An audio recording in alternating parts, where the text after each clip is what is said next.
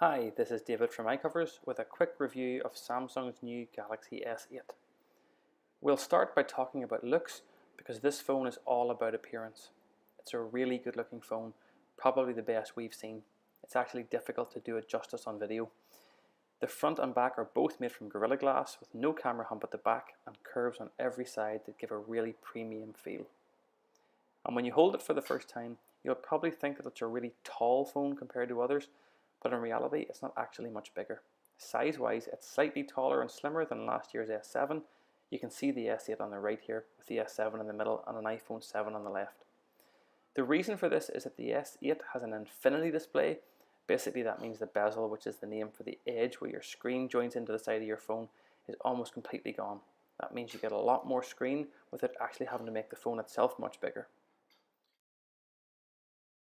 As well as removing most of the bezel, Samsung have also removed the physical home button from the bottom of the phone.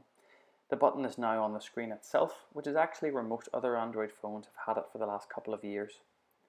Removing the home button also meant moving the fingerprint sensor, which is now beside the rear camera. In our testing of the phone, we found this to be a really awkward place to reach when trying to unlock your phone. In fact, it's the major criticism we have of the S8. Samsung do offer other ways to unlock the phone, including an iris scanner, but the fingerprint sensor was definitely a bad idea. Other manufacturers have built this sensor into the power button, and we think this would have made a lot more sense. When Samsung took away the home button, they also added a new one.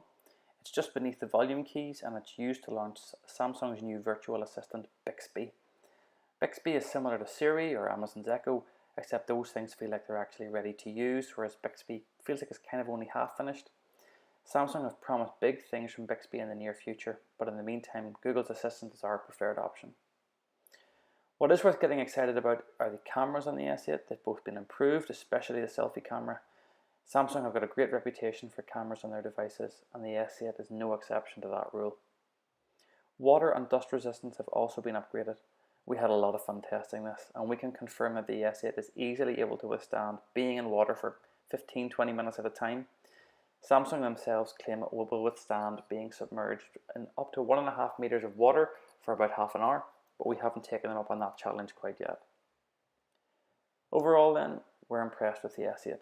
Yeah, there are a few minor annoyances, the fingerprint sensor being the biggest of them, but there's a lot more to like than there is to complain about. Samsung have taken all the good things from last year's S7, the great cameras, the water resistance, the fast performance, and upgraded them to a new and breathtaking body. The infinity display is like nothing you've ever seen on a phone before, and we really recommend calling in to see one in person if you get the chance. Thanks for watching, and you can see more videos from us in the near future.